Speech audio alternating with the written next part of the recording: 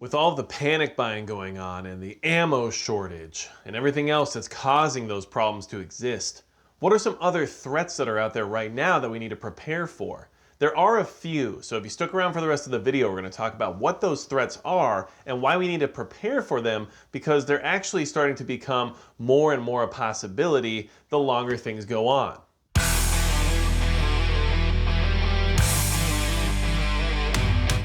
Hey everybody, it's Magic Prepper, and today we're going to talk about some other threats we need to prepare for now that are out there in the world that we might not be paying attention to due to the fact that so much other stuff is going on. A lot of people are starting to get back into panic buying. There's of course the ammo shortage that has everybody kind of standing on edge, wondering if they're going to ever be able to resupply or not. But what we also need to keep our eye out for are those other existential threats that seem to be out there, but not everyone is staying right on top of it. And some of them, of course, you're very aware of, but we're going to talk about why they have a possibility of being an actual threat here in the near future. And I know if you're preparing for any SHTF scenarios, I know you're worried about any other threats that might exist, whether or not they're existential or right in front of your face. So if you are preparing, hit the subscribe button below so that way we can keep talking about all these things that are going on and try our best to keep the conversation going, because we have to do what we can to communicate with each other.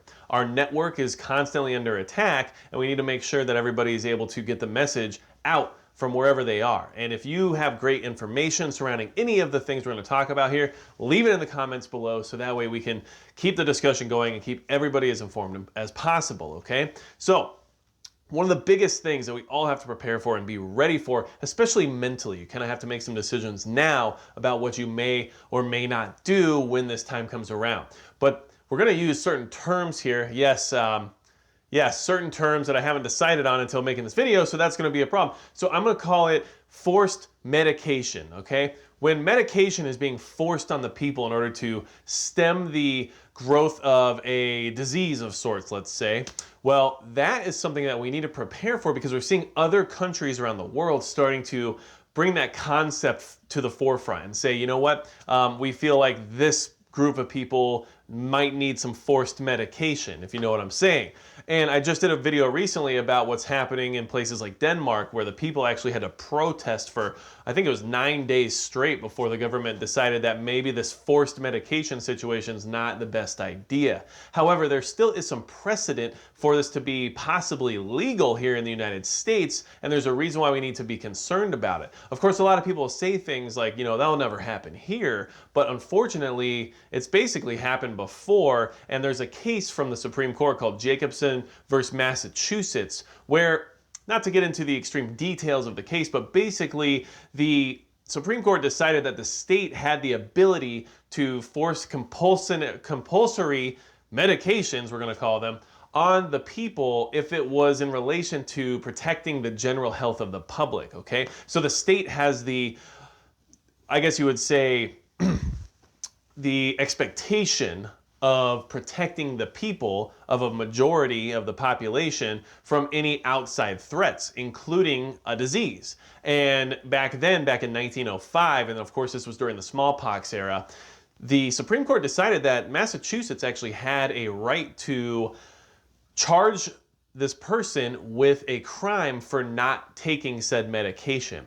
And that is something that, you know, held up in the court. So it's something we need to prepare for as being a real possibility, because it's happened in the past, and there is a court ruling saying that it was illegal for the state to act in such a way. Okay, the decision upheld the right of the state under its police power to provide compulsory medication and to delegate a municipality the authority to determine when that was necessary. And I'm saying that the best way I can while trying to glance at my notes just a little bit here, just to make sure I don't screw up this whole situation. But what I'm trying to say is that back in 1905, smallpox was a big issue, and because of it, the states were trying to tell people they had to take the medication. And now there's a court ruling from 1905 that sets a precedent for it to be allowed here right now in 2020.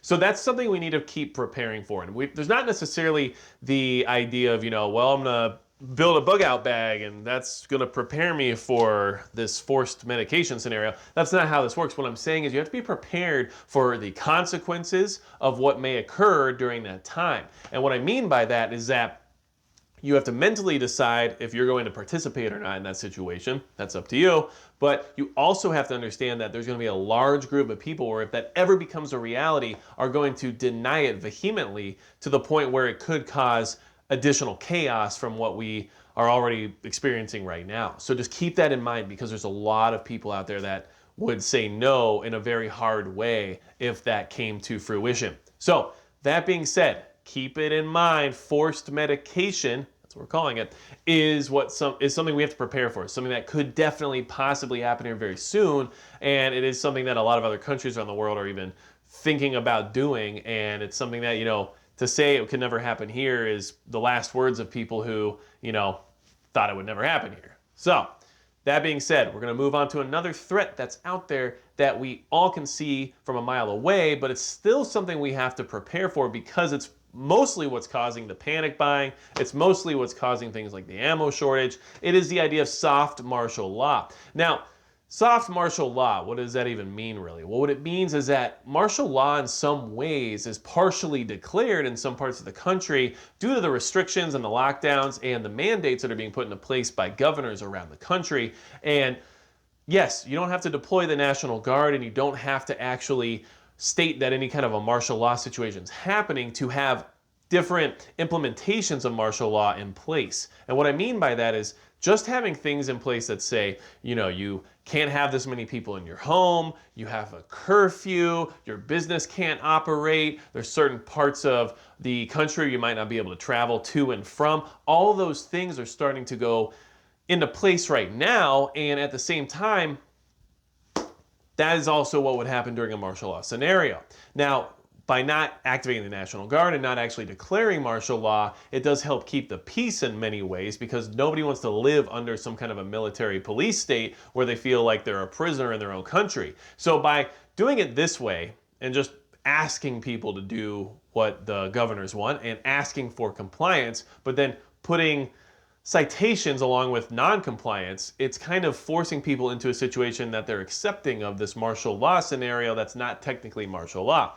But just because we're in soft martial law doesn't mean hard martial law couldn't be right around the corner. And there are some things you need to consider and be prepared for, like your inability to travel and your inability to participate in certain functions without, let's say, certain types of paperwork, okay? Probably related to medication.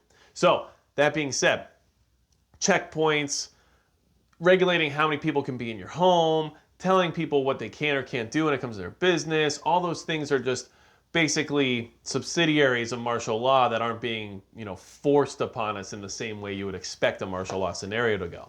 So you need to prepare for this to still be the status quo and for it to possibly evolve into something more hard, okay? And when I say that, it's not because, there's a high risk of suddenly falling into extreme martial law, but what I'm saying is that it's just something we need to pay attention to and prepare for, because if things get locked down to that degree, it's gonna change the way you have to manage your life in many, many ways, okay? So also a mental preparation game, but it's also part of why you need to have supplies and be ready to just stay inside for long periods of time, just in case, okay? Gotta wait for that storm to pass once in a while, all right? So, another thing we need to pay attention to, another threat that's out there that's definitely suddenly kind of showing up again, and it's something that we talk about a lot in the preparedness community, but it's something that is there right now, which is all the cyber attack chatter on the grid. Everything people are talking about when it comes to cyber attacks against the power grid that are trying to take down our infrastructure and our ability to be,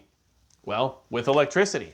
And that is something that is showing up in the news suddenly throughout, just recent days, saying that there are a heightened amount of attacks coming from different areas, specifically places like Russia and Iran, where these hackers are either planning malware, they're doing phishing schemes, or whatever it is they're trying to do. They're trying to access the power grid and use it as a way to shut it down. And that's something we need to prepare for, just like an EMP, just like a, solar flare, anything like that. we need to prepare for cyber attacks to be just as damaging. And people are actively doing them right this second, okay? And just recently, I believe it was, Colorado Department of Transportation had 2,000 computers shut down after being breached in a cyber attack. And that just recently happened. So it's something that's being put out there. Australia is reporting on it. Canada's reporting on it. The United States is reporting on it. And if those three countries are all saying that this is a real risk right now, this is a real threat, then there must be some kind of evidence behind why they feel that way and why they're putting it out there. You know, unless they're just making it up and coordinating in a way that just gets us all worked up for some reason. I'm not exactly sure. I mean, that's definitely possible here in 2020 with the way the media is now. But what I'm saying is that this is still a threat that's out there. The power going out, the grid being down is always a threat in many, many ways. However, with these cyber attacks that seem to be escalating, it's something we definitely need to pay attention to, okay? So, prepare the best you can. You know, have your supplies, be organized, have a plan, make sure you have your community and your network and everything figured out. So if any of these three scenarios we just talked about actually occur, you're already ready to go. Part of being in the preparedness community is just being prepared. And most of us are, so I feel good about that. But what I can say is that it's easy to lose track of all these other things that are going on when we're very focused on certain items. So, just wanted to bring this to your attention. These are all things that are happening right now that we need to pay attention to, and things that could possibly evolve into something much worse if they're allowed to, or if things spiral out of control. And we all know there's a lot of different catalysts out there that could happen at any time where things just go awry. So, if you have anything else to add about what threats are out there right now we need to pay attention to, leave it in the comments below. Otherwise, that's going to be it for Magic Prep.